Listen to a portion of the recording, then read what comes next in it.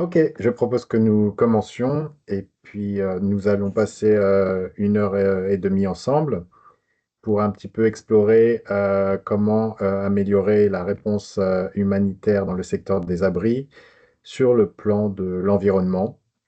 Euh, et on va essayer de faire cette session très interactive et un peu amusante. Donc j'espère que ça va vous plaire.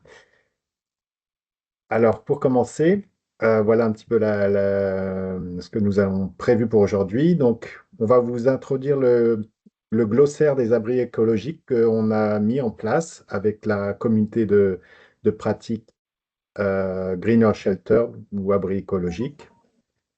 Et ensuite, la majorité de notre webinaire se fera sous la forme d'un petit jeu avec des questions et auxquelles vous êtes invités à participer. Et ensuite, ça nous permettra d'explorer pas mal de concepts liés aux abris humanitaires et à l'environnement. Et puis ensuite, on pourra avoir une petite discussion. Si vous avez des suggestions, etc., vous pourrez bien sûr nous en faire part avec plaisir.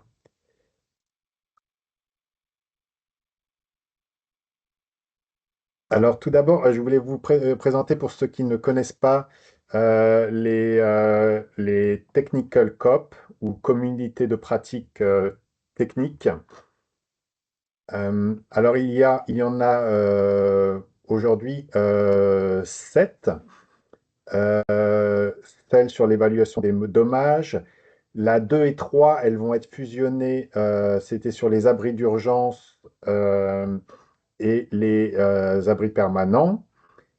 Les 4 et 5 vont aussi être fusionnés sur tout ce qui est bien non alimentaire et la construction, les bonnes pratiques de la construction. Et la dernière qui nous intéresse, enfin la 6, c'est celle que je dirige avec d'autres collègues. Et nous avons aussi tout ce qui est fire safety, sécurité incendie. Euh, Voilà. Alors, la communauté de pratique Greener Shelter, elle collabore très, très étroitement avec celle qui est liée à l'environnement. Donc, liée à l'environnement, en fait, elle est un peu plus générale. C'est une communauté qui va, par exemple, parler de concepts très, très généraux liés à l'environnement et très vastes. Tandis que nous, dans notre communauté Greener Shelter, on va travailler sur des questions plus pratiques, sur la construction, sur les matériaux, etc. Donc, on verra un peu plus dans le détail. Et on a environ une trentaine d'organisations partenaires, des ONG, des agences des Nations Unies, du Mouvement international de la Croix-Rouge et du Croissant-Rouge.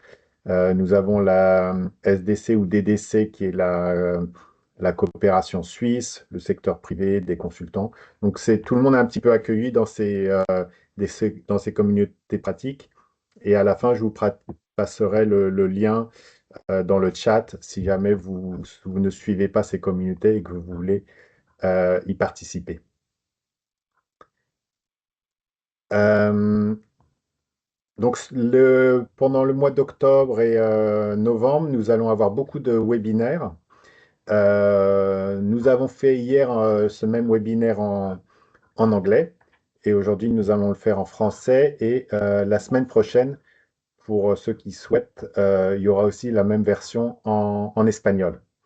Ça fait partie d'un engagement du Global Shelter Cluster d'essayer d'être plus inclusif, de permettre à des gens qui ne parlent pas forcément anglais de pouvoir accéder à des webinaires, des ressources, etc. Donc pour l'instant, on est un petit peu sur les 3 langues principales, ou les plus utilisées. On va voir si on peut faire mieux encore. Voilà. Et nous aurons aussi en octobre une collaboration entre 3 communautés de pratique, celle qui est liée au relèvement précoce, celle à l'environnement et puis celle de Greener Shelter. Voilà, donc là, on va plutôt présenter des cas pratiques de solutions d'abri liés à l'environnement. Et ensuite, nous en aurons d'autres. Alors, par contre, pour des raisons techniques, elles ne seront pas en d'autres langues, mais elles seront uniquement en anglais. Euh, la raison principale, c'est que les personnes qui participent ou qui mettent en place ces webinaires ne sont pas forcément francophones ou hispanophones. Donc, tout dépend des personnes que l'on a. Mais voilà, si vous souhaitez participer, donc on en aura une sur les évaluations des dommages et la classification des dommages, une sur les barrières liées au développement international, au développement en général et aux pratiques humanitaires. Et la dernière sera plutôt liée aux biens, aux articles ménagers essentiels. Voilà, on va vous mettre tous ces liens là dans le chat. Euh, Peut-être est-ce que vous avez des questions sur les communautés de pratique? N'hésitez pas à lever la main ou à poser les questions dans le chat. Euh, En tout cas, on vous donnera voilà, le lien, si ce n'est pas déjà fait, de la page web du Shelter Cluster avec les communautés de pratique.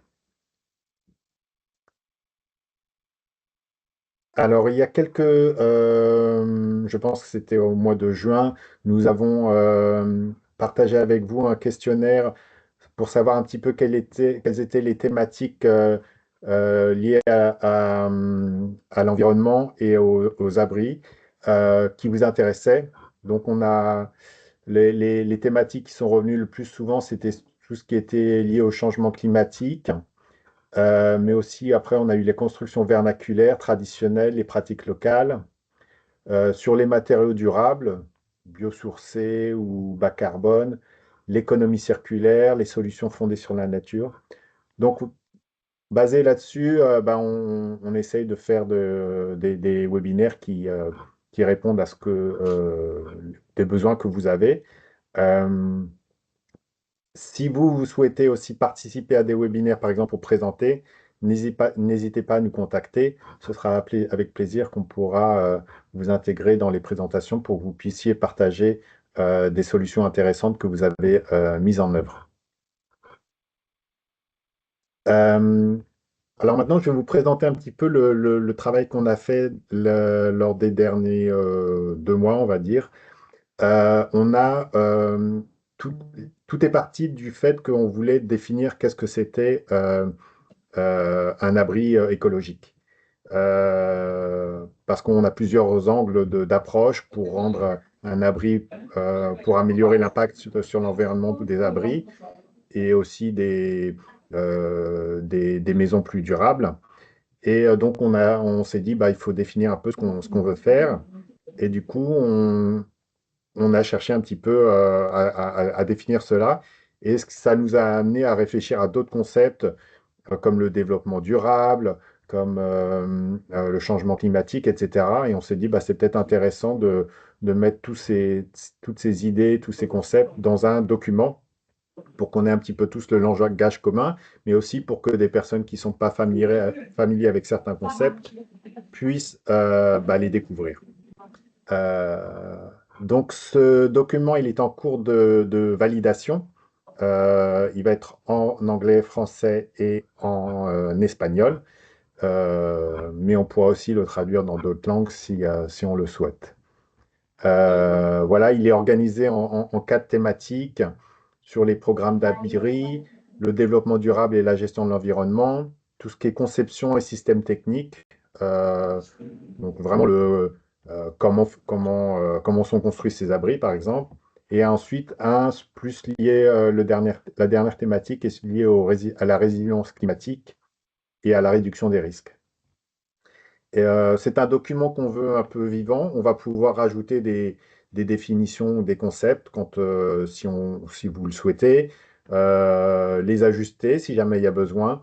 Donc c'est un petit peu, on va utiliser les intelligences et les cerveaux de tout le monde pour rendre ce document intéressant et interactif.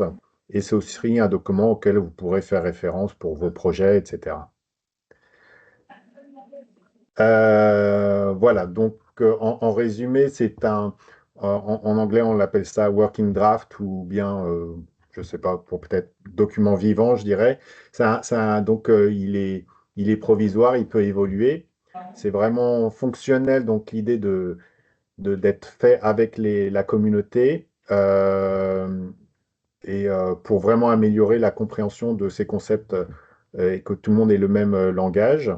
Et puis, donc, il sera marqué exactement working draft ou brouillon de travail.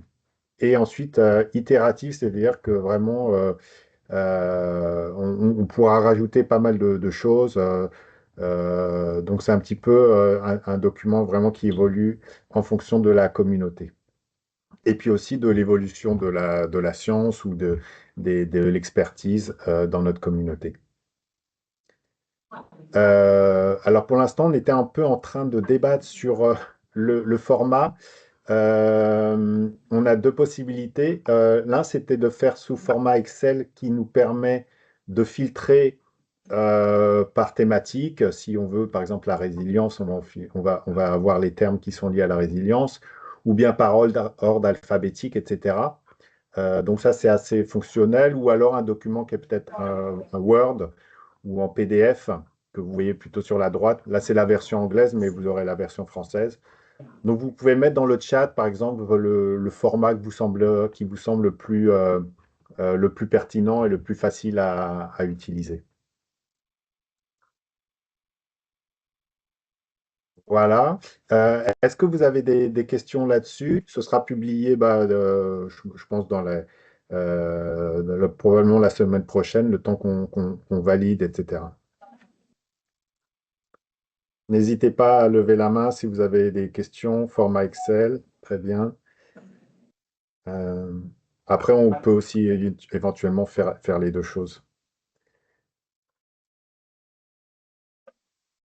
Alors, bah, tout de suite, bah, je pense que n'hésitez pas à poser des questions dans le chat et je vais vous présenter un petit peu comment va se passer ce webinaire sous forme de jeu. Alors, vous connaissez peut-être le jeu Qui veut gagner des millions? Eh bien, c'est ce format-là qu'on va utiliser. Donc, les règles sont assez simples. Vous allez voir une question avec quatre réponses et à vous d'essayer de deviner quelle est la bonne réponse. Il y aura peut-être des cas où en fait il y aura peut-être plusieurs bonnes réponses ou bien vous serez peut-être pas d'accord avec la réponse et c'est peut-être l'occasion de faire un débat ou une discussion sur le concept qui est abordé lors de la question. Donc, la première personne qui va lever la main pourra donner la réponse. Donc, on va voir tout de suite, dès que vous levez la main, en fait, ça va s'afficher par ordre, 1, 2, 3, 4, et nous donnerons la parole à la personne qui va lever la main le plus tôt pour nous dire sa réponse. Est-ce que c'est bon? Est-ce que c'est clair? Vous pouvez lever votre pouce si les règles sont claires, et puis on va pouvoir commencer. Très bien. Alors, c'est parti.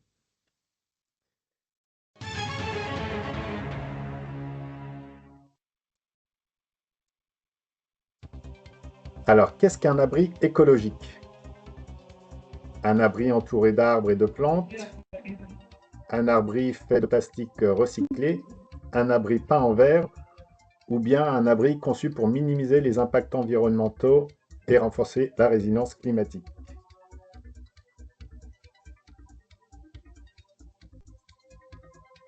Alors très bien. Alors nous avons, alors je sais, c'est Roméo, je pense. Euh, Est-ce que tu veux ouvrir ton micro et puis nous dire un petit peu qu'est-ce que tu penses comme réponse?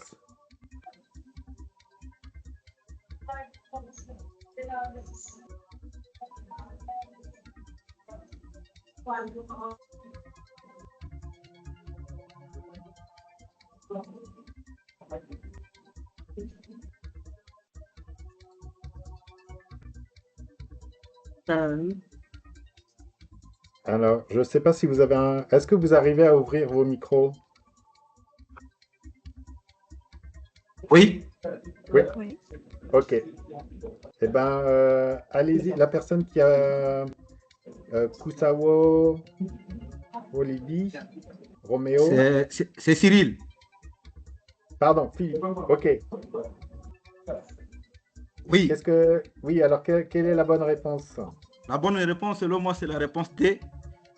Un abri conçu pour minimiser les impacts environnementaux et renforcer la résilience climatique. Bravo. Voilà. Alors là, c'est la définition qu'on a fait courte, mais vous verrez que dans le document, on propose plus de détails.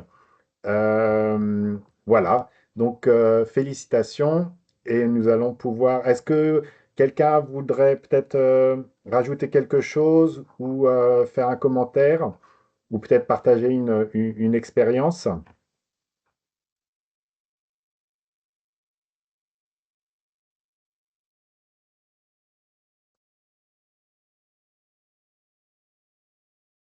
Euh, N'hésitez pas à ouvrir le micro. Sinon, bah, je vous propose de baisser votre main et puis on va passer à la deuxième question.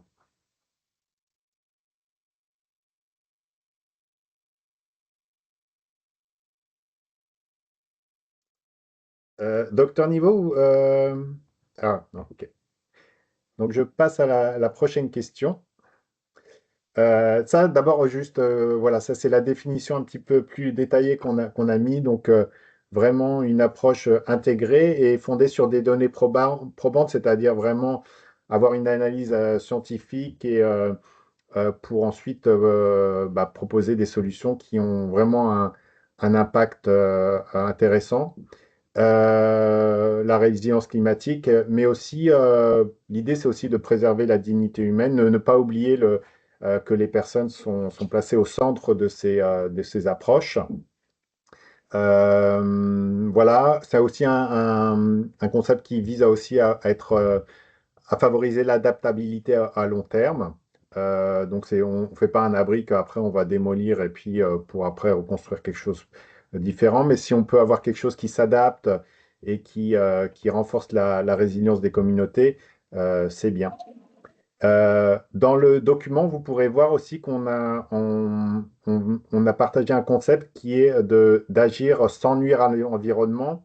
En anglais, on parle de Do No Harm Principle, mais il y a des personnes qui ont réfléchi à un Do No Environmental Harm, ou donc ne pas nuire à l'environnement dans les principes humanitaires.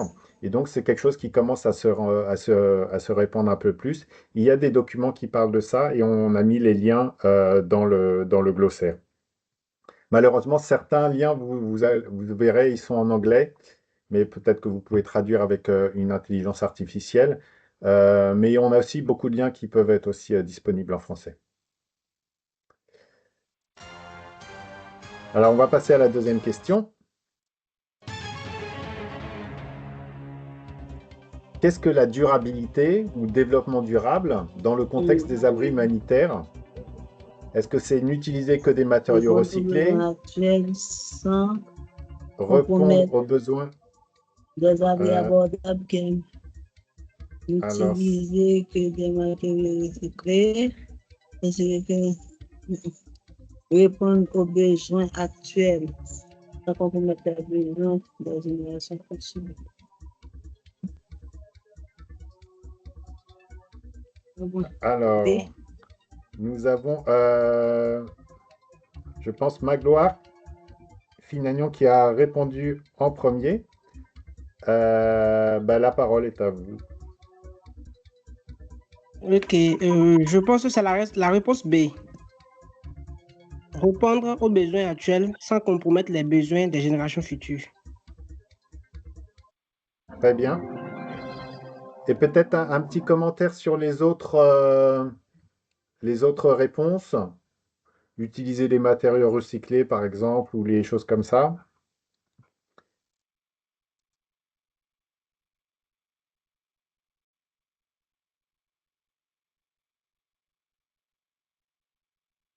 Donc effectivement, c'est la bonne réponse. N'utiliser que des matériaux recyclés n'est pas forcément, enfin, c'est peut être une solution, mais pas forcément toujours la bonne solution. Voilà, on avait la réponse D, des abris abordables qui améliorent l'économie locale. Bah, ça aussi, c'est très important, mais c'est pas forcément toujours ce qui rend un abri plus durable, etc. Donc, c'est pas une mauvaise réponse, mais vraiment l'idée de durabilité, c'est de ne pas euh, épuiser toutes les ressources qu'on a sous la main pour en laisser pour les générations futures et aussi préserver l'environnement pour que bah, nos enfants, petits-enfants et arrière-petits-enfants puissent vivre sur une planète qui soit habitable.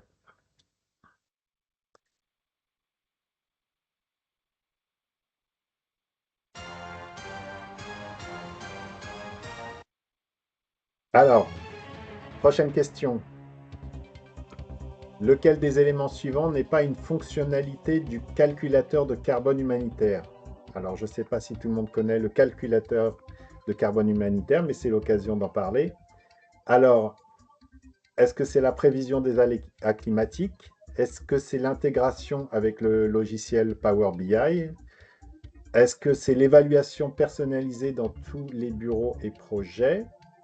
Ou bien le suivi des progrès en matière de réduction des émissions? Lequel de ces éléments n'est pas une fonctionnalité du calculateur de carbone humanitaire? Question plus difficile. Alors, pendant que vous réfléchissez, bah, peut-être je vais vous expliquer un petit peu ce que c'est que ce calculateur.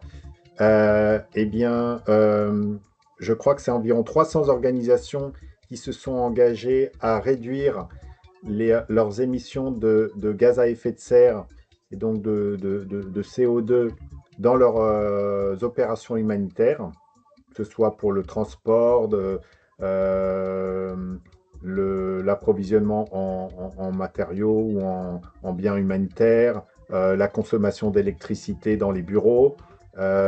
Donc l'idée, c'est vraiment de réduire notre impact pour ensuite bah, limiter le changement climatique.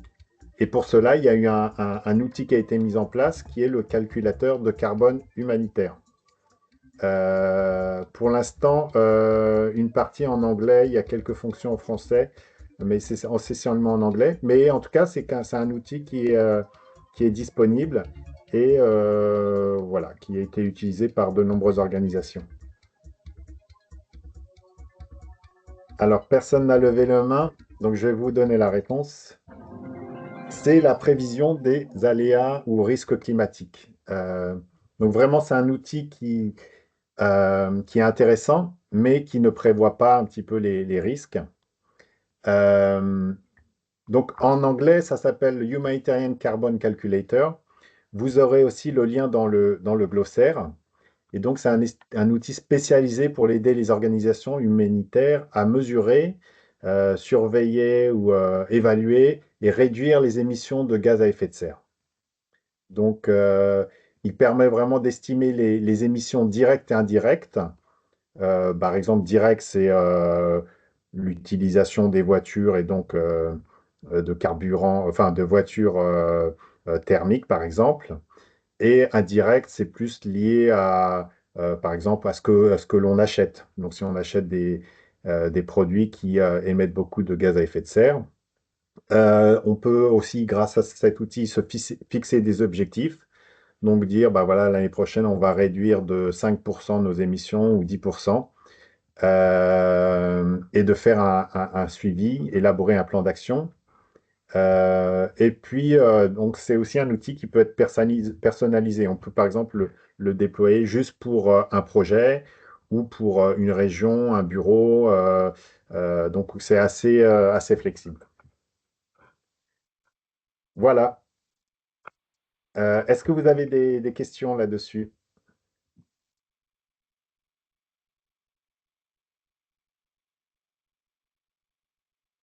Eh bien, je propose qu'on passe à la question suivante.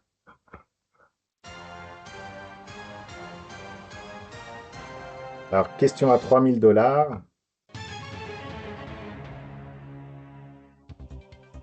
lequel de ces indicateurs est peu pertinent pour mesurer l'impact environnemental dans le secteur du logement? Donc l'indicateur le moins pertinent, est-ce qu'il s'agit de la déforestation causée par l'approvisionnement en matériaux, la consommation d'eau pendant le cycle de vie de l'abri, le CO2 ou dioxyde de carbone émis par la production des matériaux de construction, ou bien le nombre de panneaux solaires installés par abri?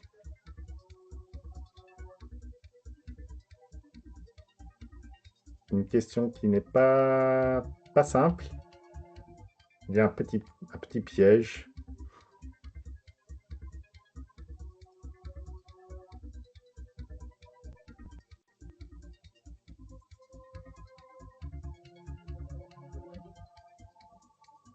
Alors, ceux qui ont déjà répondu dans le chat, bah, est-ce que vous voulez nous dire, vous avez proposé D, on a 2 fois D, on a 1 fois A,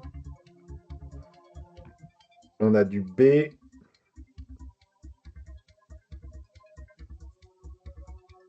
Alors, Stéphane, quelle est votre réponse? Oui, merci. Alors, j'ai proposé le D, hein, parce que, foncièrement, quand vous regardez les trois autres, le D n'a aucun lien majeur avec un abri, parce que certains abris peuvent être construits sans installer des panneaux solaires. Donc, c'est pas, je ne vois pas la pertinence de mesurer pour un abri quelconque, de prendre cela comme un indicateur, sachant que certains abris n'utilisent pas les panneaux solaires. Et pourtant, les trois autres, forcément, il y a des matériaux qu'on construit, qu'on utilise pour la construction, voilà, pour le CO2, voilà, on peut le calculer l'impact par rapport à la production des matériaux et également la consommation de l'eau, parce que voilà, construire un abri, on utilise également de l'eau. Mais le dernier n'est pas vraiment pertinent. Il n'a pas un réel lien avec voilà, un abri vivant sur l'ensemble. Bravo, c'est une très bonne réponse. Est-ce que dans vos projets, vous avez déjà un peu utilisé ces indicateurs pour mesurer l'impact environnemental de vos projets? Ou en tout cas, même si c'est pas mesuré, est-ce que c'est des choses auxquelles vous prêtez attention lors de vos projets? Stéphane? Oui, alors, je sais quand quand j'étais voilà, en RDC, on avait mené une étude, hein, une étude sur l'impact environnemental construit voilà, dû à la construction de nos abris voilà, sur 2 ans, et puis voir en fait quelles pourraient être les mesures de mitigation que nous pouvons mettre en œuvre et surtout comment mieux mais comment concevoir un meilleur design pour éviter d'éventuels impacts négatifs voilà, sur l'environnement. Ouais. Très bien, bah c'est super. Si un jour vous souhaitez, par exemple, présenter ce projet et puis voir qu'est-ce que vous avez proposé comme solution technique, n'hésitez pas à me contacter par email. Je vais vous mettre mon adresse email dans le chat. Euh, et ce sera avec plaisir qu'on puisse présenter des projets vraiment qui peut intéresser la communauté. Alors, pourquoi pas B? Alors, c'est les indicateurs qui sont peu pertinents. La consommation d'eau pendant le cycle de vie de l'abri, bah, à mon sens, c'est un indicateur important. Peut-être pas le plus pertinent, ça dépend des régions, mais dans une région où il y a des sécheresses, où il y a des manques d'eau, vraiment mesurer combien on utilise d'eau pour les abris, ça peut être vraiment important. Voilà. Le nombre d'abris solaires, oui, c'est pas parce qu'il y a 50 panneaux solaires, pardon, sur le toit ou à côté de l'abri que l'abri est vraiment plus écologique. Je pense que c'est pas la quantité qui fait l'abri écologique. Par contre, si un abri avait, par exemple, utilisé un- une petite génératrice diesel pour alimenter l'électricité de l'abri et qu'on le remplace, ce générateur diesel, par un panneau solaire, bah là, on a une amélioration et ça peut être un indicateur, par exemple, pertinent. Voir comment on a changé pour la génération d'électricité avec des énergies fossiles en remplaçant avec de l'énergie renouvelable. Ça pourrait être un indicateur intéressant. Et je pense que c'est toujours intéressant de s'adapter au contexte vraiment pour mettre en place des indicateurs qui sont pertinents. Voilà, localement en tout cas. Euh, la Croix-Rouge luxembourgeoise dans le Sahel a fait pas mal d'évaluations de l'impact environnemental des abris. Il y a beaucoup de rapports intéressants en anglais et en français. Et là, par exemple, c'est un exemple de 4 indicateurs qui ont été utilisés pour mesurer l'impact environnemental des abris. Donc, les matériaux consommés, y compris l'eau, donc vraiment, quels étaient l'impact sur la production des matériaux, les émissions de carbone ou gaz à effet de serre générées par l'abri, l'impact sur les ressources naturelles locales, ça peut être par exemple la déforestation, etc. Et puis la gestion des déchets. Il faut savoir que les déchets, c'est souvent une très très grosse part qui proviennent du secteur du bâtiment. Dans de nombreux pays, le plus grand volume ou le plus grand tonnage de déchets sont liés à la construction. On peut aussi analyser la toxicité de ces déchets. Certains déchets ne sont pas toxiques, mais d'autres peuvent l'être. Voilà, donc quatre exemples d'indicateurs qui peuvent être intéressants. Et donc, tous ces rapports sont aussi sur le site web du Shelter Cluster. Donc, ça peut être une source d'inspiration pour vous si vous souhaitez mettre en place ces indicateurs. Je propose qu'on passe à la prochaine question. Il y a Pascal qui nous a rejoint. Pascal, tu veux dire un petit mot pour te présenter pour ceux qui ne te connaissent pas? Ouais, donc bonjour tout le monde, désolé du retard, hein, j'avais une autre réunion. Donc je suis Pascal Panosetti, en fait je suis le modérateur principal de la communauté de pratique technique dont le Greener Shelter fait partie. Je suis aussi le point focal technique en support à tous les clusters abris dans le monde, que ce soit côté conflit ou côté désastre. Donc, je remercie donc à Alexandre qui fait aussi partie, comme moi, du cluster mondial abri aussi, en tant que coordinateur pour différents pays, et qui aussi passe beaucoup de temps aussi sur cette thématique du Greener Shelter. Donc, en français, j'ai perdu aussi mon français. Greener Shelter, donc des abris Oui. voilà, plus écologiques, plus respectueux de l'environnement. Et c'est très intéressant justement tout ce glossaire que le groupe Greener Shelter a préparé, que Alex vous présente et qui sera publié prochainement sur la plateforme. Je vous mettrai un petit peu aussi sur le chat au fur et à mesure un petit peu de la présentation, un petit peu des liens sur la plateforme de la communauté technique. Malheureusement, comme vous le savez, c'est surtout en anglais. Mais on a la communauté de pratique francophone, que j'espère que vous faites partie, et il y aura de toute façon des liens entre les deux. Donc vous trouverez aussi sur la page du réseau francophone aussi les liens directement à ces webinaires francophones en français que la communauté de pratique fait. Voilà, donc j'espère que vous allez passer un bon moment et apprendre beaucoup, et on a besoin de vous, comme l'a sûrement dit Alexandre.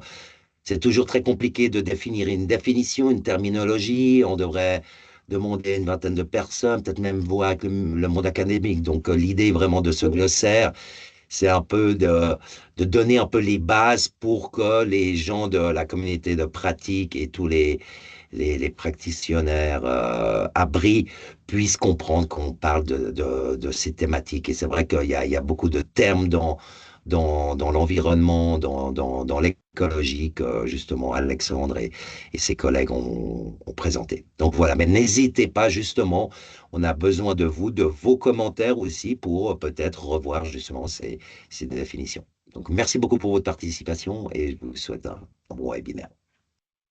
Merci Pascal. Et tu peux mettre les liens du site web sur la communauté de pratique, etc. Ça va aider tout le monde pour ceux qui ne connaissent pas. Et du coup, bah, on va pouvoir passer à la prochaine question.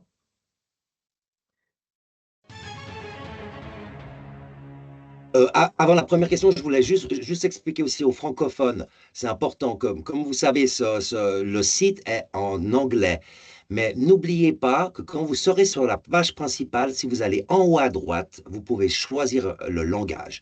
Donc, vous pouvez mettre le français, ce qui veut dire que tous les textes de tout le site vont être traduits en français. Malheureusement, les documents qui sont publiés en anglais vont pas être traduits.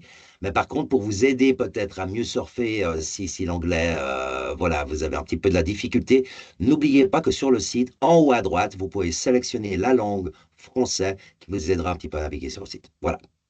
Je passe à Alexandre. Merci. Merci. Très bonne idée. Et ben, la prochaine question. Laquelle de ces affirmations est fausse?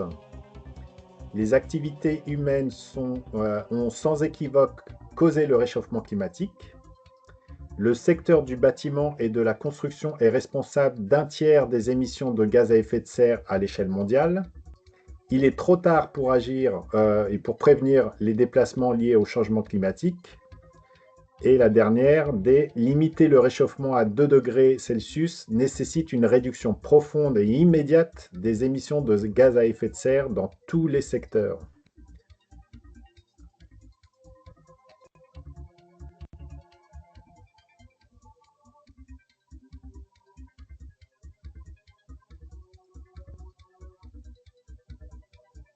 On a beaucoup de C, je pense que tout le monde est d'accord. Claudia,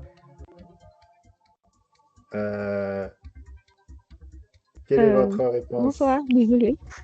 La Bonsoir réponse, Claudia. j'ai aussi écrit dans le chat.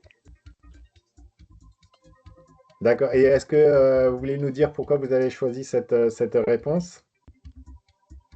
Alors, la réponse c'est dit, il est trop tard pour agir, pour prévenir les déplacements liés au changement climatique. Bon, je dirais que c'est pas tout à fait correct parce que il n'est pas encore tard. C'est possible de freiner, entre guillemets, les déplacements liés au changement climatique. Donc, voilà, c'est pas encore tard. Très bien. Et puis c'est aussi, il n'est pas trop tard pour réduire nos émissions de gaz à effet de serre. Donc, bah, bravo, c'est la bonne réponse. Et les autres données sont issues du rapport du groupe intergouvernemental d'experts sur l'évolution du climat, ou bien sur un rapport du programme des Nations Unies sur l'environnement. Je vais vous en dire quelques mots. Tous les ans, bah, il y a le programme des Nations Unies pour l'environnement et notamment l'Alliance globale sur la construction et le bâtiment. Alors, si quelqu'un peut... Voilà, je vais fermer. Et donc, ces experts analysent tous les ans un petit peu l'impact du bâtiment sur le changement climatique et on s'est rendu compte que ce soit la construction, enfin, en additionnant la construction, donc la production des matériaux, les chantiers, etc., et aussi l'utilisation des bâtiments, eh ben, on arrive à environ un tiers d'émissions de gaz à effet de serre et un tiers de la demande en énergie qui viennent du secteur du bâtiment. Donc, bien sûr, nous, quand on fait des abris, on fait partie aussi du secteur du bâtiment et il s'agit vraiment de voir comment on peut réduire nos émissions et notre consommation de matériaux et d'énergie, etc. Voilà, donc quand on calcule, on a les émissions opérationnelles, donc c'est l'énergie utilisée pour le chauffage, la climatisation, l'utilisation des bâtiments, donc l'électricité, l'éclairage, etc. Et aussi, on calcule bien sûr les émissions intrinsèques ou bien les émissions qui sont liées à toute la production du bâtiment, les matériaux comme le ciment et l'acier. Vous savez que pour produire du ciment, il faut brûler du calcaire à haute température, ce qui demande beaucoup d'énergie. Mais la production aussi d'acier demande beaucoup d'énergie. Donc, si on peut trouver des alternatives à ces matériaux, ça peut être intéressant.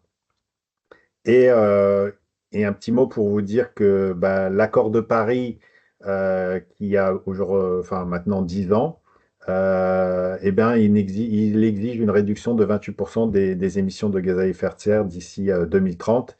Et donc, dans le secteur du bâtiment, on n'est pas du tout à ce niveau-là. Donc, il faut redoubler d'efforts si on ne veut pas que le changement climatique affecte trop nos vies et surtout la vie des personnes les plus vulnérables. Voilà, je ne sais pas si vous avez des questions là-dessus. N'hésitez pas à lever la main ou mettre une petite question sur le chat. Ce rapport aussi, il est disponible en ligne. Malheureusement, à ma connaissance, il n'est qu'en anglais. Mais en tout cas, vous avez des graphiques, etc., qui peuvent être que vous pouvez regarder. Ok, s'il n'y a pas de questions, ben, je vais passer à la suite.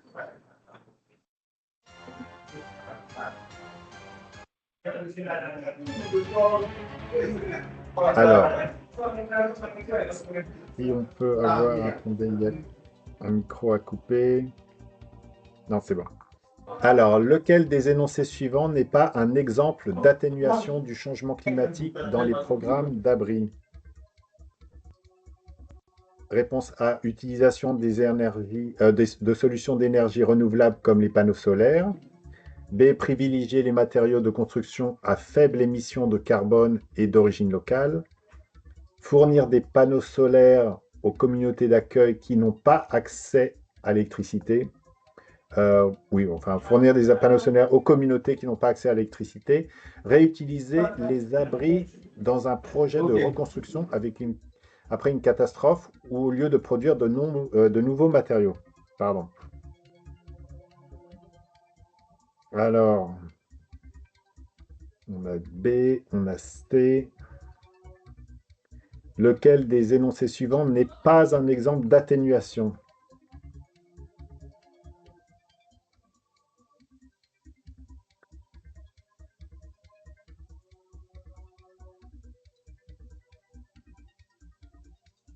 Eh bien, on a des réponses assez différentes.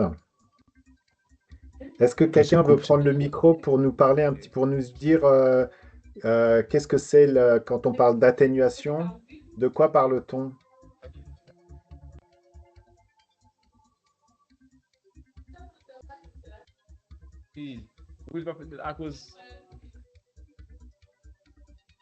Isaac?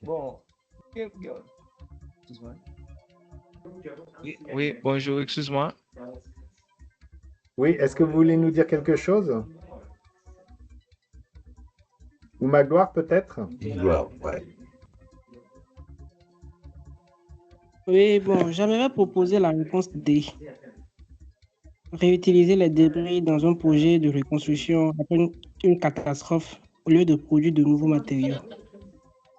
D'accord. Le problème, c'est qu'on ne sait même pas c'est avec quel matériau les bâtiments étaient construits. Et il y a catastrophe, on va les réutiliser. Peut-être que ce ne sont pas des matériaux écologiques qui étaient utilisés. On ne sait pas. Donc, je trouve que c'est la réponse D. Ok, c'est un bon point. Est-ce que Claudia, vous avez mis une autre réponse? Oui, moi j'ai mis la réponse C en me disant que fournir des panneaux solaires aux communautés, c'est pas une action directe pour atténuer le changement climatique. Je dirais l'utilisation, ok, l'utilisation de solutions d'énergie renouvelable, ok. Mais le fait de fournir des panneaux solaire, c'est pas une action directe pour atténuer le changement climatique. Ok. Et est-ce que vous pouvez nous dire un petit peu comment vous définiriez l'atténuation au changement climatique? Alors, je définirais ça comme une action concrète pour réduire l'émission des gaz à effet de serre, par exemple, ou privilégier l'utilisation de matériaux qui ont un faible impact carbone. C'est ça. Ouais, très bien. Parfait. Alors, allons voir la réponse.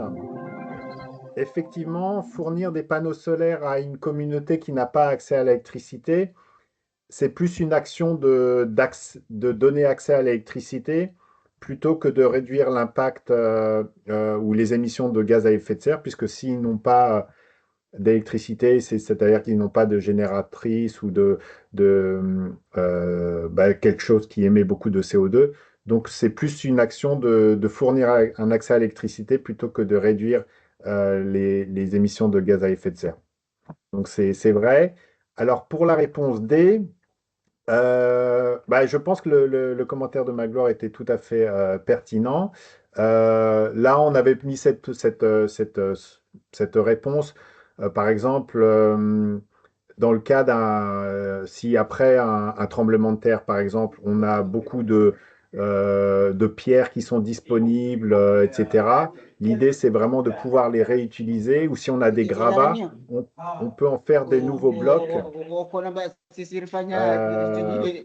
lieu de... Attendez, je vais passer si Pascal, tu peux me donner un petit coup de main.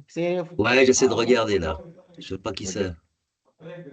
Si vous pouviez fermer vos micros, sauf si vous avez quelque chose à dire, bien sûr. Ouais, s'il vous plaît. Je vois pas qui c'est. C'est bon.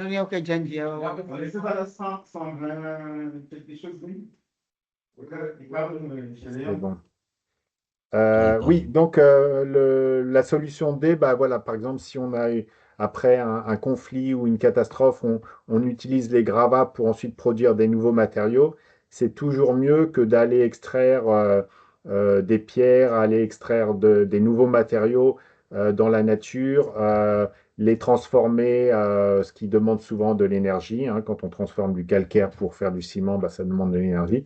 Donc toute la réutilisation de débris, c'est un concept assez intéressant pour réduire les émissions de gaz à effet de serre. Alors après, ça ne marche pas forcément dans tous les contextes, c'est pas toujours possible, mais en tout cas, c'est une solution qui peut être envisagée dans certains contextes. Voilà. Ouais, je Est-ce que pourrais vous avez... rajouter. Oui, bien Ouais, sûr, je peux Pascal. rajouter sur ce que tu as dit, Alex, tout à fait sur la D. Voilà, de réutiliser les débris, on va dire, ça devrait être une priorité. On fait souvent des programmes aussi d'abri, d'aide aux abris aussi avec du cash, hein, du transfert monétaire, qui permet aussi aux familles de réutiliser, par exemple, le bois. Bon, ça, de nouveau, comme a dit Alex, ça dépend les contextes, mais c'est clair, de réutiliser le bois, ça évite de racheter du bois, qui pourrait justement augmenter la déforestation. Euh, dans certains lieux qui sont un petit peu éloignés, les gens ils vont directement couper les arbres pour reconstruire. Donc voilà, c'est pour ça que c'est vraiment un moyen d'atténuer les changements climatiques, quand on dit la réutilisation, des recycler vraiment un maximum des matériaux, principalement c'est vrai, après un tremblement de terre, on peut réutiliser beaucoup de matériaux pour pouvoir reconstruire.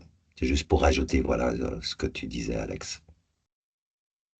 Merci Pascal. Et peut-être un petit commentaire sur le C qui était je dirais un petit piège. Effectivement, fournir des panneaux solaires, par exemple, si on a je sais pas, une production, par exemple, qui est très carbonée d'énergie, par exemple des génératrices, etc., fournir des panneaux solaires peut vraiment réduire les émissions de gaz à effet de serre. Et ça, du coup, là, ça peut être intéressant. Donc, c'était vraiment pas pour dire que les panneaux solaires, c'était une mauvaise idée. C'est une très bonne idée. Voilà. Donc, ça va. Je vais passer, du coup, peut-être à la prochaine question.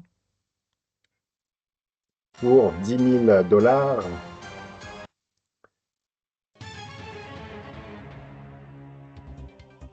Quel est le bon exemple d'adaptation au climat ou au changement climatique dans le logement?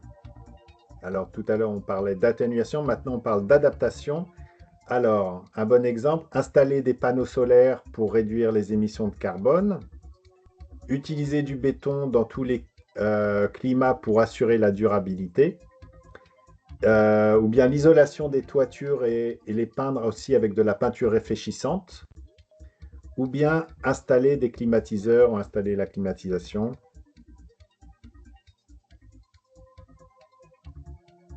Alors, un bon exemple d'adaptation au climat, lequel est-ce que vous voulez choisir?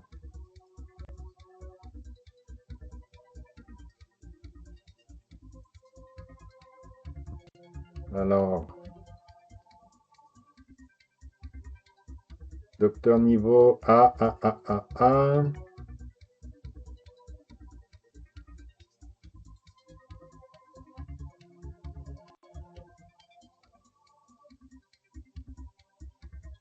Alors, là, ici, on parle d'adaptation. Est-ce que quelqu'un veut nous expliquer un petit peu ce que c'est que l'adaptation? Arbi, vous avez répondu C. On a plusieurs personnes qui ont répondu C. On a beaucoup de A. Est-ce que Arbi voulait prendre la parole Ok, pour nous dire? ok. Bonjour tout le monde. Bonjour. Qu'est-ce que Voilà. l'adaptation pour vous? Bon, pour moi, l'adaptation au climat, c'est essayer de créer les conditions autour de soi pour pouvoir faire, en tout cas pour être cohérent avec le climat. Par exemple, on est au Sahel, bon, le climat est chaud et tout ça, donc on ne doit pas utiliser quand même des gros bétons et autres là qui contribuent encore à réchauffer. Donc beaucoup plus, par exemple, nous, c'est le banco. Hein, donc le banco, donc l'argile locale est mieux adapté au climat chaud que vraiment les bétons et autres. Bon, c'est dans cet esprit-là que, bon, on parle d'adaptation au climat. Donc, essayer D'accord. d'analyser son climat et voir en matière de logement, lequel des matériaux je pourrais utiliser qui me fera moins de dégâts. Voilà, c'est ça. Merci. Du coup, vous avez répondu C. Bon, la question, je pense qu'elle aurait dû être formulée. Quel est le bon exemple d'adaptation au changement climatique? Mais ça ne change pas la réponse. Effectivement, quand on parle d'adaptation au climat, au changement climatique, par exemple, s'il fait chaud, donc isoler les toitures permet de s'adapter à la chaleur.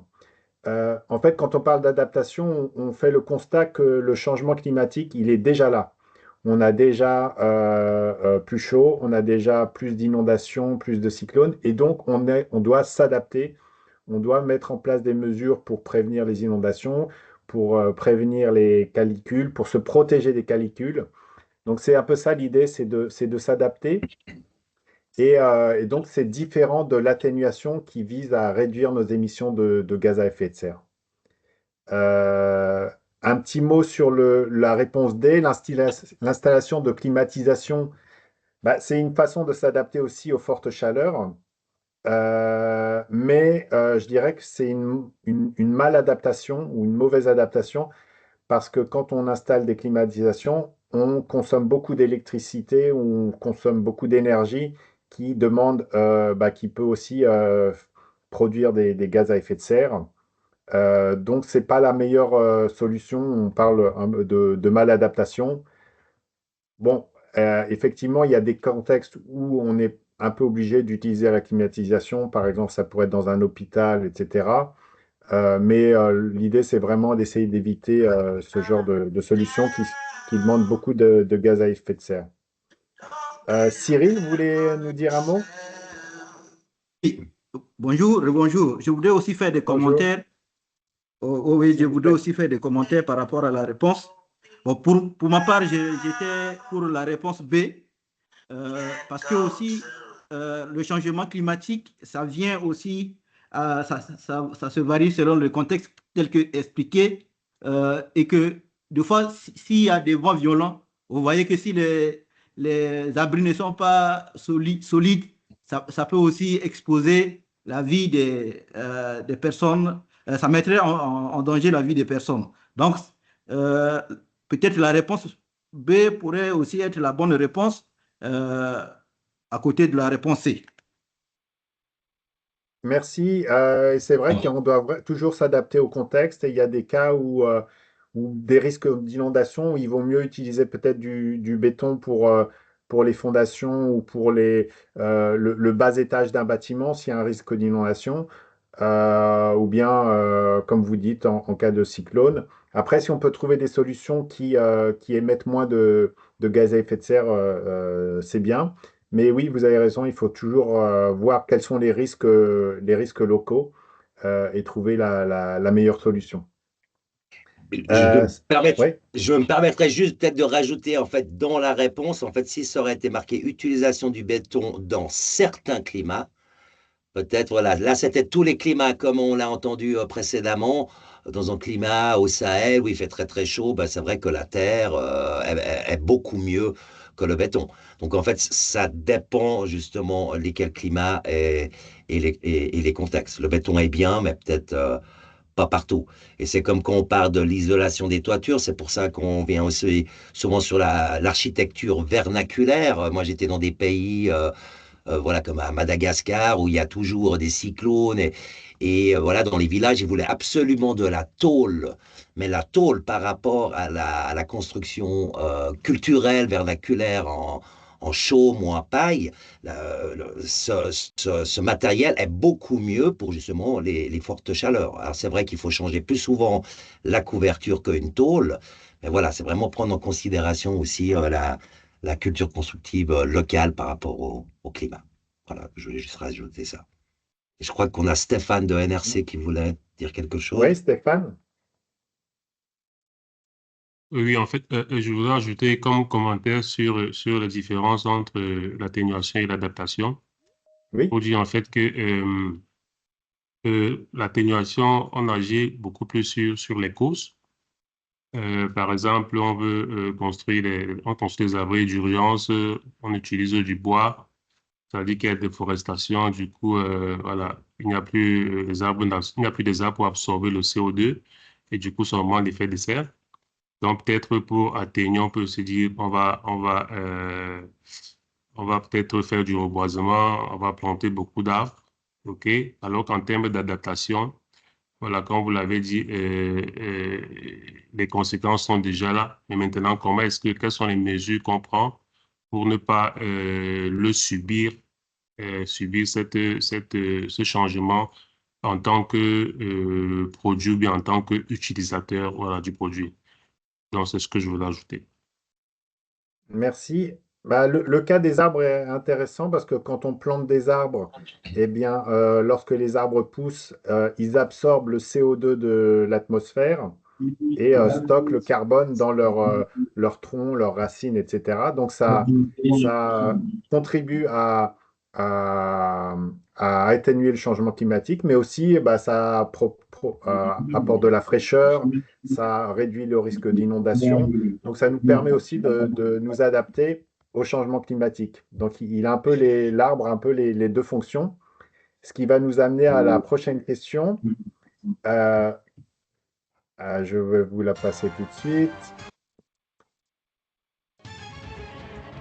Lesquelles des solutions suivantes contribuent à la fois à l'atténuation et à l'adaptation au changement climatique dans le secteur de la construction ou des abris? Donc des solutions qui font les deux. Alors, isoler les bâtiments dans les climats continentaux, la plantation d'arbres dans un site de déplacés interne, les stratégies de conception passive, ventilation naturelle, ombrage, ou bien utiliser des briques de terre crue à la place de blocs de ciment. Alors, je vous donne un petit indice, il y a plusieurs réponses possibles.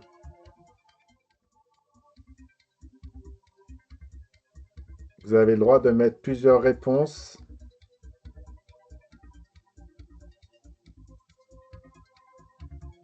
Alors Stéphane, Alors, je proposerais le B et le C. le B et le Le B et le C. D, pardon. B et puis B D. et le D. Sorry. D'accord. Ouais. Claudia, je vois que... Ou attendez, ceux qui ont mis le C, vous voulez lever la main et puis nous dire pourquoi?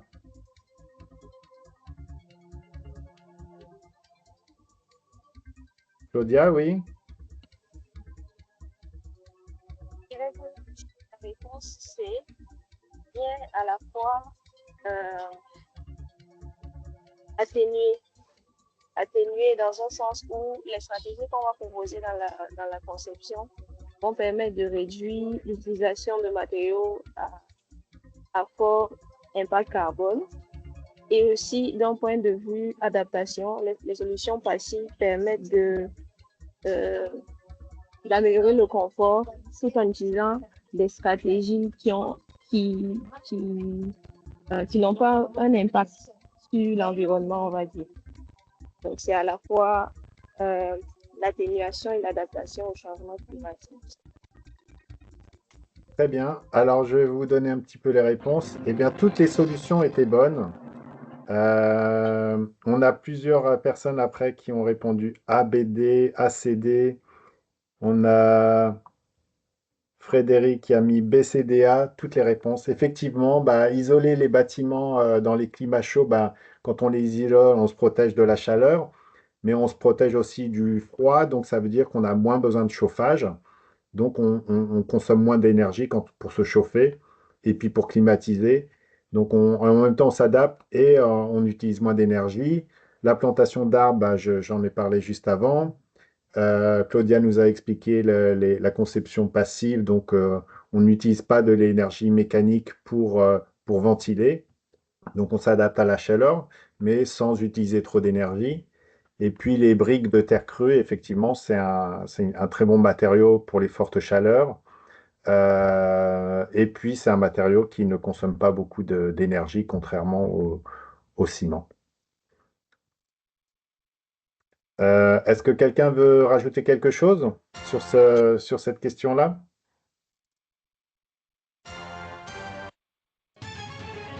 Eh ben, alors, je passe à la suivante. Alors, justement, on a parlé de construction passive. Qu'est-ce que la construction passive? Construire des abris qui n'ont jamais besoin d'entretien, concevoir des stratégies qui réduisent le besoin de chauffage ou de refroidissement mécanique, un abri conçu par les communautés locales ou de l'architecture traditionnelle ou vernaculaire.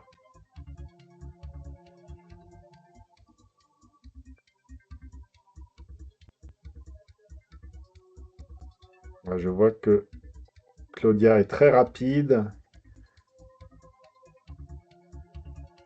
B. Eh ben, tout le monde a bon.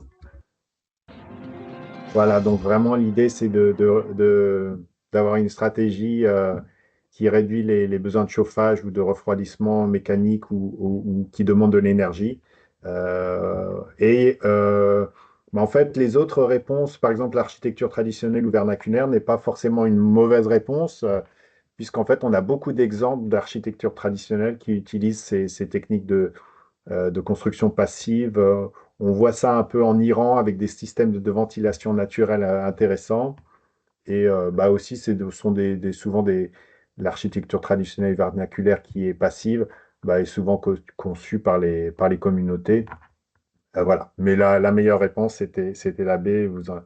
Vous avez tout trouvé. Et on a aussi Adamou qui avait proposé C, voilà, qui n'est pas une mauvaise réponse. Bravo à tous. On va passer. Alors là, c'est un petit exemple que j'avais trouvé un petit peu sur Internet, qui montre que en fait, quand on a une construction passive, bah, c'est pas du tout la même chose suivant les climats. Euh, donc, dans un climat chaud et aride, bah, on aura une forme d'architecture différente avec des murs épais, etc. Euh, Bah, un climat froid, ce sera aussi un petit peu différent. On aura sûrement besoin d'une toiture en pente la pluie, la neige. Un climat chaud et humide sera plutôt lié à la ventilation et une toiture un peu haute pour vraiment avoir un courant d'air dans ces maisons-là.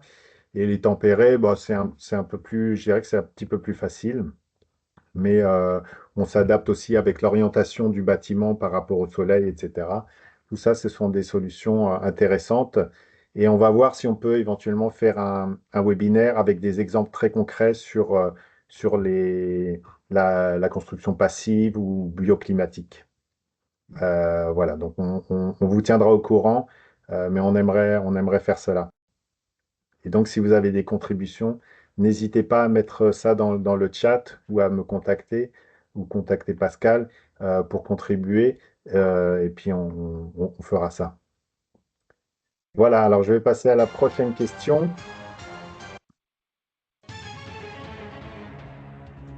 Qu'est-ce qu'une solution fondée sur la nature dans le secteur des abris humanitaires?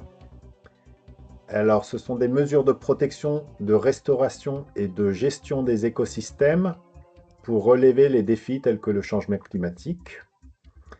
Ce sont des abris en bois et d'autres matériaux naturels. Est-ce que c'est la construction d'abris sur des plateformes flottantes pour se protéger des inondations? Ou bien une utopie écologiste, quelque chose qu'on ne réalisera pas?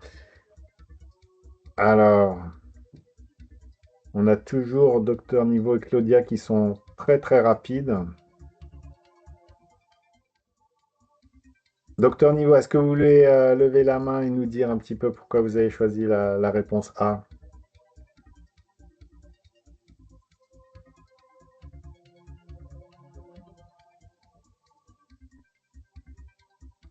Alors, tout le monde a bon.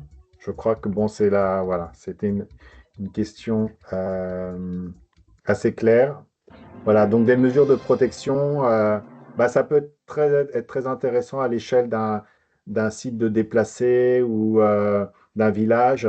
Vraiment planter des arbres, voilà, ou bien les mangroves, c'est aussi quelque chose d'intéressant en bord de mer pour lutter contre les submersions marines ou les tempêtes, etc., ou l'érosion des côtes. Voilà, se planter des arbres dans les mangroves, c'est toujours plus intéressant que faire des digues en béton qui s'abîment vite et qui aussi demandent beaucoup d'énergie. Donc, c'est vraiment des choses intéressantes à observer et à utiliser. Même le guide des standards sphères ou le manuel sphère a un chapitre sur ça, sur les solutions basées sur la nature. Malheureusement, il est en anglais pour l'instant, je ne l'ai pas trouvé en français. Mais on va voir si je vais me renseigner pour voir s'il prévoit de le traduire. Et donc, il propose un petit peu des solutions qui ne sont pas uniquement liées au secteur des abris, ça peut être aussi lié à la WASH, à la sécurité alimentaire, etc.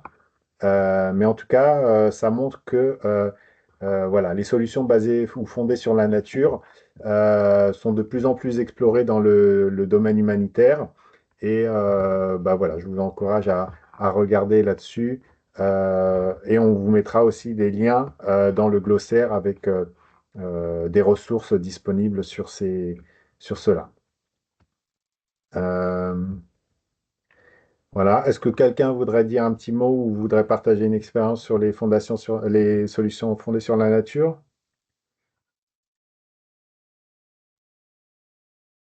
Eh bien, alors, on va passer à la prochaine question. Il nous en reste quelques-unes. Alors, quel est l'objectif principal de la réduction des risques de catastrophe, selon vous, dans les programmes d'abri ou d'hébergement? Est-ce qu'il s'agit de prévenir la création de nouveaux risques de catastrophe? Est-ce qu'il s'agit de réduire les risques existants? Est-ce qu'il s'agit de renforcer la résilience des communautés? Ou bien est-ce que toutes les réponses sont correctes?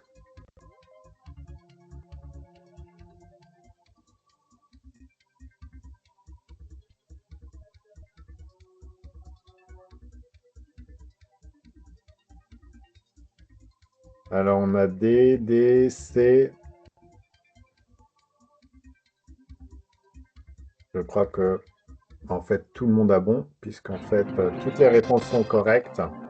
Effectivement, il s'agit de prévenir les risques existants, mais aussi réduire aussi de futurs risques, renforcer les communautés, etc. Donc, tout ça fait partie du concept de réduction des risques de catastrophe.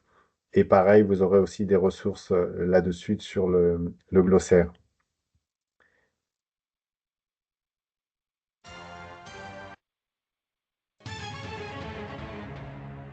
Alors, petite question liée au précédent et liée à un petit peu une campagne de l'Organisation des Nations Unies pour la réduction des risques de catastrophes. Pourquoi est-il important de reconnaître que les catastrophes ne sont pas naturelles? Pour augmenter l'attention des médias, pour promouvoir la réinstallation des communautés, pour réduire le nombre de dangers ou d'aléas, ou bien pour mettre l'accent sur la réduction des risques et la responsabilisation des acteurs. Des.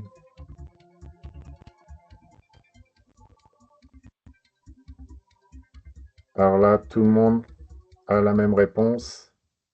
Bravo.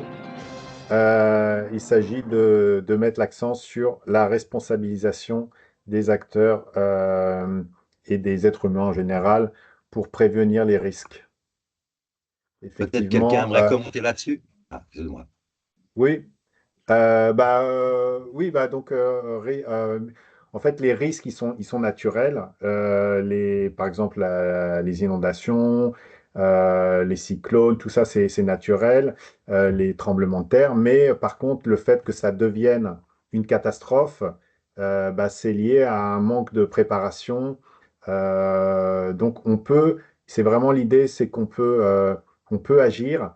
On peut réduire l'impact de ces risques en ayant des abris plus solides, en ne construisant pas dans des zones inondables, en mettant en place des techniques de construction parasismique pour les séismes, etc. Donc voilà, c'est un peu l'idée, c'est que nous, acteurs humanitaires, architectes, ingénieurs, on peut faire quelque chose pour que ces risques ne deviennent pas des catastrophes, qu'on n'ait pas des destructions de maisons, d'abris et aussi des pertes en vie humaine. Pascal, tu voudrais rajouter quelque chose? Non, non, je pense que c'est important ce que tu dis aussi, peut-être pour partager avec la Mm. communauté, qu'avant même en anglais, on disait toujours natural disaster, donc catastrophe naturelle, mais maintenant, on dit juste qu'on travaille dans le disaster. C'est pour dire, comme a expliqué, si je me trompe pas, hein, Alexandre, que voilà, les tremblements de terre, les cyclones sont des effets naturels dus de plus en plus au changement climatique, mais justement, ça devient une catastrophe quand on n'est pas préparé. Donc justement, c'est pour ça que c'est important, toute la partie préparation aux catastrophes, que la plupart des gouvernements travaillent et que le cluster abri, justement, essaye d'aider les autorités aussi à améliorer. Oui, tout à fait, merci. Mais bon, c'est un terme qui reste quand même très courant dans le langage courant, catastrophe naturelle. Et bon, c'est pas Mhm, très grave, mais tout nous, à en tant que fait. professionnels, on aime vraiment mettre l'accent sur le fait on a un rôle à jouer pour éviter les pertes humaines et matérielles. Alors, on arrive bientôt à la fin, on est à 500 000 dollars maintenant. Euh, Qu'est-ce qu'une innovation frugale? Alors, c'est pas le mot qu'on entend le plus souvent. Est-ce que pour vous, c'est répondre à un besoin de la manière la plus simple et efficace possible en utilisant un minimum de moyens? Est-ce que c'est une technologie de pointe qui pourrait réduire les émissions de carbone? Est-ce que c'est un système de gestion de la construction ou du bâtiment en utilisant l'intelligence artificielle? Ou bien encore, ce sont des solutions comme des fenêtres à triple vitrage pour isoler les bâtiments en période de canicule. Alors, c'est possible que certains n'ayant jamais entendu le terme frugal, on n'utilisait pas très souvent, mais c'est un concept intéressant. À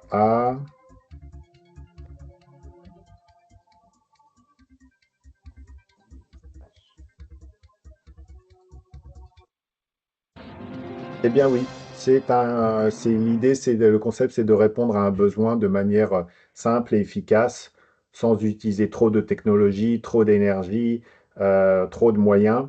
Donc, c'est un peu lié à la sobriété. On essaie d'être un peu plus sobre dans les ressources qu'on prend à notre environnement et à la Terre pour limiter notre impact. Et souvent, elles peuvent être aussi efficaces qu'une solution hautement technologique. Voilà, et à moindre coût. Donc c'est vrai que le coût fait partie de ça. Euh, alors nous arrivons vers les dernières questions. Quelle affirmation concernant l'architecture vernaculaire est fausse? Elle est adaptée aux conditions climatiques locales. Elle est souvent plus abordable que les solutions apportées. Elle peut être intégrée dans les réponses humanitaires en matière d'abri, ou bien elle n'est pas conforme aux standards sphères.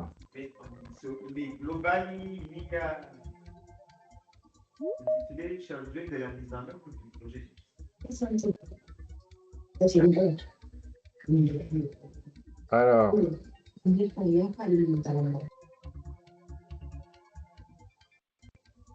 qu'est-ce qu'on a comme réponse? B, D, D, D, D.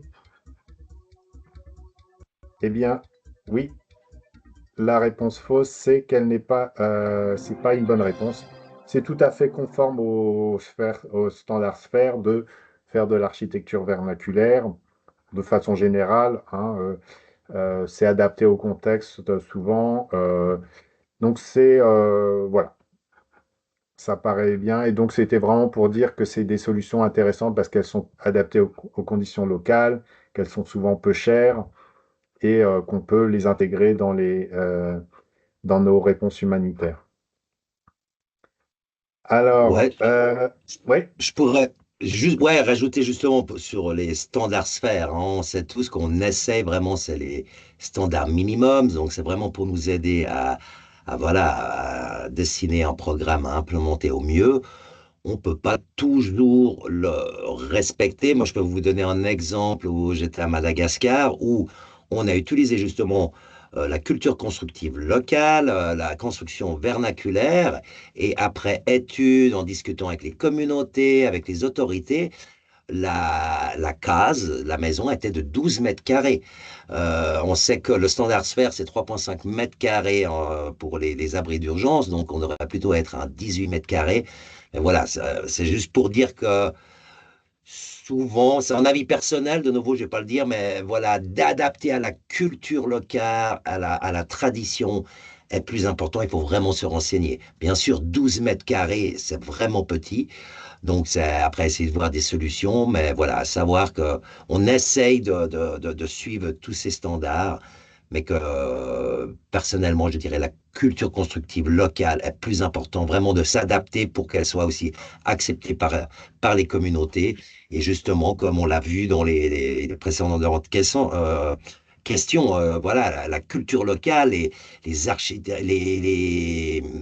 voilà, les charpentiers locaux, connaissent bien leur climat, donc ils ont adapté depuis des décennies la façon de construire leur maison.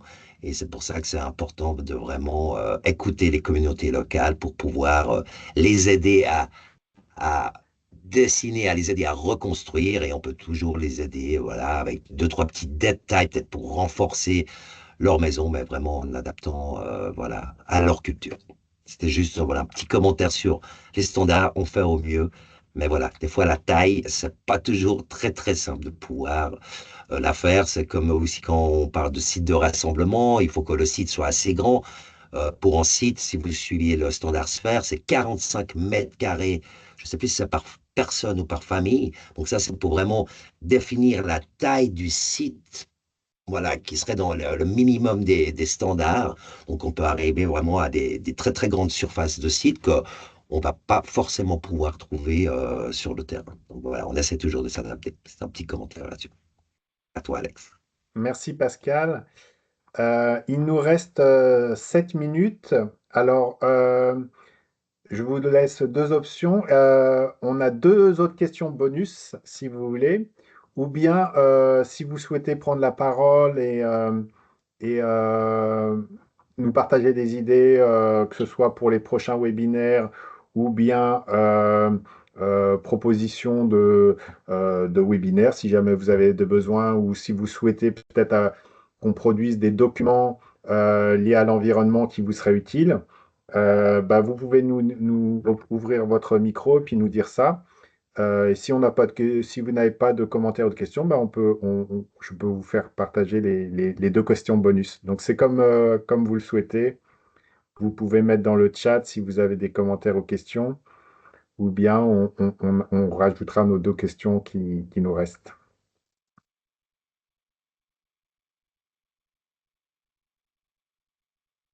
Si vous souhaitez qu'on continue les questions, bah, je rajoute les deux questions.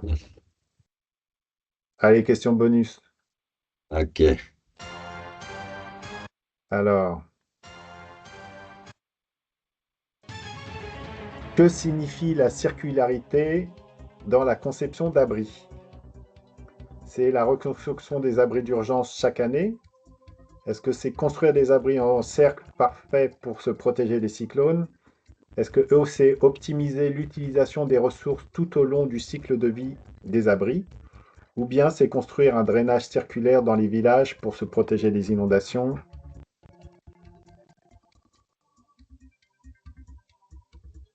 C'est.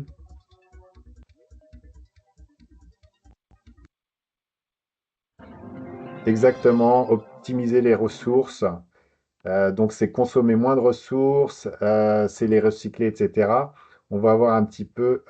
Donc là, on ne gagne pas 1 million, mais on gagne un glossaire abri écologique.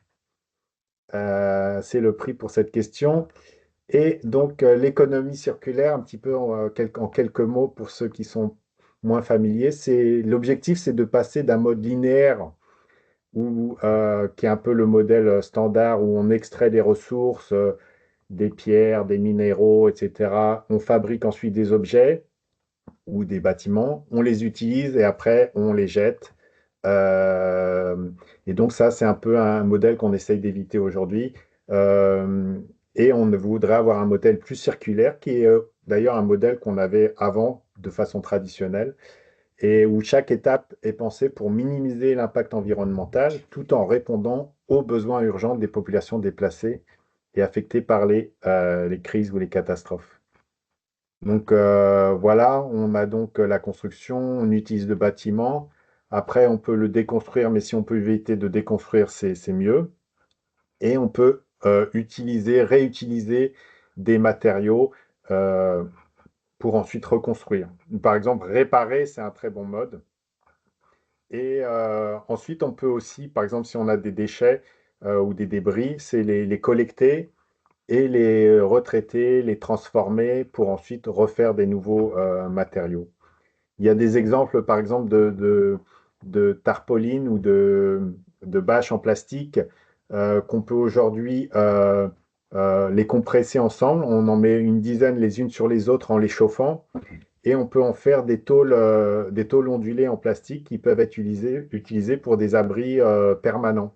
Donc à ce moment-là, on a un matériau pour l'abri d'urgence qu'on va ensuite transformer en matériau pour un abri plus durable. Donc ça, c'est une façon de faire.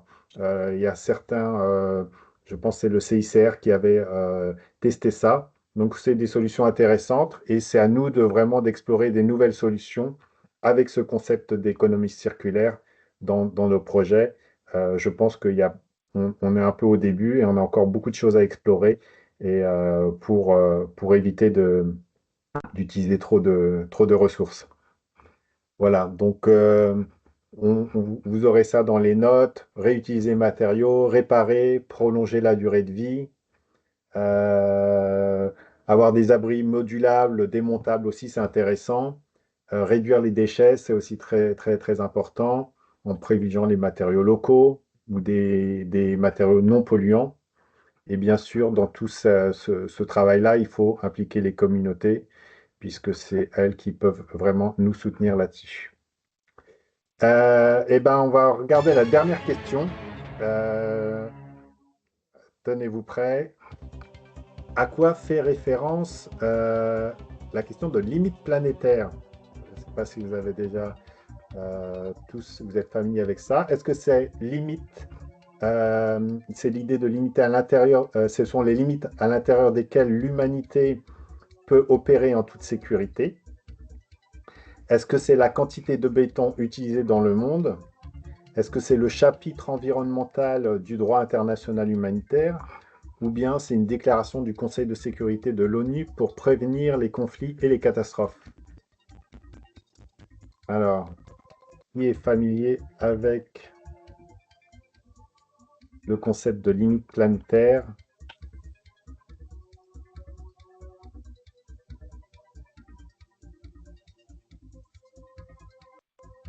Il nous reste 1 minute.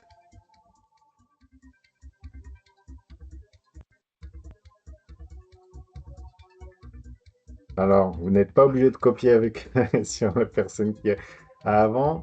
Je vais vous donner la réponse. Alors, ce sont en fait les limites à l'intérieur desquelles l'humanité peut opérer en toute sécurité.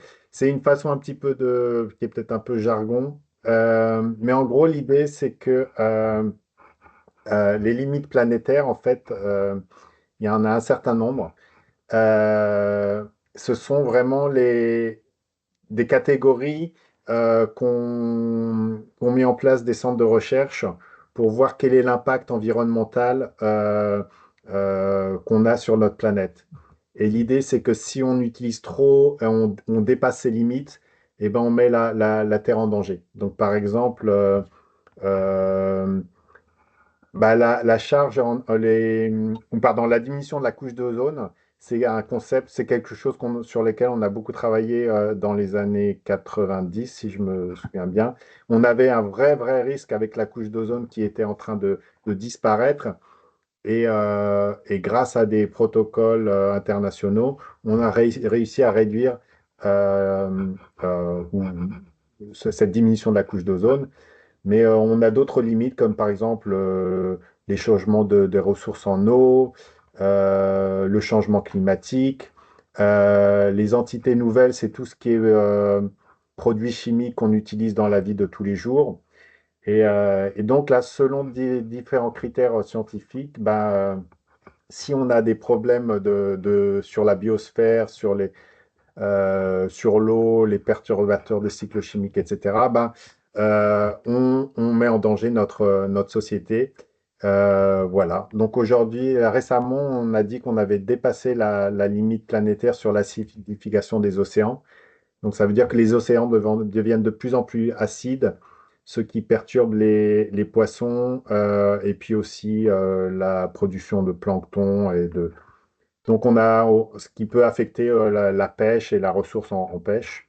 Donc voilà, c'est un concept dont on parle, qui n'est pas extrêmement pertinent pour nous, mais c'est quelque chose dont on parle un peu plus souvent. Donc voilà, je voulais vous en faire part. Voilà. Donc vous pouvez voir ça, les limites planétaires. Vous pouvez trouver des émissions sur YouTube qui parlent de cela. Voilà, donc c'était un petit peu les concepts qu'on voulait aborder. N'hésitez pas à rajouter si vous voulez nous remettre des commentaires ou nous écrire par email si vous souhaitez, vous êtes intéressé à avoir d'autres webinaires comme ça ou un autre format où vous souhaitez présenter quelque chose. Ce sera avec plaisir. Voilà. Donc vraiment, merci à tous pour votre participation. Pascal, je ne sais pas si tu veux dire un dernier mot. C'était vraiment chouette de vous entendre vos idées, participer activement aux questions. Et puis dites-nous si ça vous plaît et si vous voulez qu'on fasse autre chose. Ce sera avec plaisir qu'on prendra en compte vos commentaires. À toi, Pascal. Non, juste pour conclure, merci Alex, merci au groupe pour ce webinaire très intéressant. Merci à tous les participants. Comme l'a dit Alex, j'espère que ça va pouvoir vous aider aussi pour la programmation de vos projets. J'ai mis dans le chat aussi, il y aura un prochain webinaire. Donc voilà, on est en train vraiment au niveau global, vraiment d'essayer d'aider la communauté francophone merci à Alex, justement, ce webinaire de le faire en plusieurs langages, pas seulement en français, mais aussi en espagnol, parce que l'anglais, c'est pas la langue qu'on parle partout dans le monde. Donc voilà, on essaye de faire au mieux, faire l'anglais, le français et l'espagnol. Donc, vous verrez qu'il y a un autre webinaire très intéressant qui est de nouveau sur les changements climatiques aussi pour les abris. C'est aussi avec la communauté de pratique Recovery, donc qu'on dit le relèvement en français, celle de la technique et celle de l'environnement. Donc, n'hésitez pas à vous enregistrer. Vous pouvez déjà vous enregistrer à ce webinaire, comme ça vous recevrez une invitation et vous verrez si vous avez participé à ce webinaire. Et n'hésitez pas de nouveau à contacter, allez voir la page du réseau francophone. J'en profite pour dire que nous avons publié, Alex et moi faisons partie aussi du réseau francophone d'abri humanitaire, vu qu'on est des francophones. Donc, on a aussi publié tous les webinaires qui ont été faits en 2024 et 2025. Il y a plein de thématiques très intéressantes. Donc, vous pouvez aller les voir. Il y a les enregistrements, il y a les présentations. Donc, profitez vraiment de toute cette ressource que nous faisons notre possible vraiment pour pouvoir vous soutenir sur le terrain. Donc, voilà, merci beaucoup et n'hésitez pas, si vous avez des commentaires, voilà, à écrire à Alex. Il a donné son contact, c'est la personne francophone, on va dire, dans le Greener Chapter. Donc, n'hésitez pas à lui écrire. Et comme on l'a annoncé, le webinaire sera de toute façon enregistré sur la page des abris écologiques du Greener Shelter, mais aussi on va faire le lien avec le réseau francophone pour mettre le lien. Voilà, merci beaucoup encore Alex, merci à tout le monde et on vous souhaite une bonne continuation et n'hésitez pas à nous contacter si vous avez besoin d'aide. Merci beaucoup. D'accord. Il y avait une question de Magloire, savoir si on pouvait avoir des attestations. Je pense que pour les webinaires, on va pas faire d'attestation. Par contre, si on met en place des formations ou des choses un peu plus, peut-être un peu plus longues, ça, on pourra le faire. On va en discuter, mais je pense que pour des webinaires comme ça, on va pas le faire. Mais par contre, pour des choses peut-être plus longues, oui, on pourrait le faire. Et on a peut-être ces idées-là de faire peut-être des formations, des choses un petit peu plus longues. Donc, je vous en ferai part. Voilà, Pascal, je ne sais pas si tu voudrais. Euh, Non, je suis d'accord, c'est un petit peu compliqué. Vous pouvez imaginer, bon, aujourd'hui, je ne sais pas combien vous êtes 60, 80. Voilà, c'est des webinaires. N'hésitez pas à y mettre dans votre CV. On sait qu'on vit une période très difficile dans le monde humanitaire, que tout le monde pense un petit peu à son futur et à son CV. Donc, n'hésitez pas à juste mentionner dans votre CV que vous avez participé à ce webinaire. Vous pouvez mettre le lien. Euh, pour nous, c'est très difficile de remettre des attestations. Comme a dit aussi Alex, on a aussi des webinaires qui sont un petit peu plus formatifs, mais c'est pareil, on n'a pas pu faire des attestations. Voilà, pour le forum, comme nous avons fait le forum francophone au Togo, là, c'est en partenariat avec une université, donc l'université peut gérer ça, voilà. Mais c'est vrai que c'est un petit peu compliqué juste pour vous remettre des attestations comme ça. Oui. Mais n'hésitez pas à le mettre dans votre CV. Oui, et juste pour dire qu'en fait, là, on a exploré pas mal de concepts différents. Donc, certains, je pense que vous étiez très familier avec d'autres, et avec d'autres, peut-être un peu moins. Et donc, l'occasion du document qu'on va vous partager prochainement, c'est d'aller cliquer sur les liens et puis ensuite d'aller explorer un peu plus en détail. Par exemple, le calculateur humanitaire de carbone. Vous pouvez passer une journée dessus à regarder les explications, etc. Il y a beaucoup de choses. Donc voilà, on espère que ça va vous faire découvrir des choses ou confirmer des connaissances que vous aviez déjà. Voilà, donc c'est un petit peu ça l'idée. Donc vraiment un grand, grand, grand merci pour votre participation active. Et puis, j'espère qu'on va pouvoir renouveler cela. Et puis, merci à mes collègues de la communauté qui m'ont aidé à préparer ça. Ils ne sont pas là aujourd'hui, mais ils seront là pour les autres séances en espagnol notamment. Donc, un grand merci à eux. À bientôt. Merci beaucoup. Au revoir.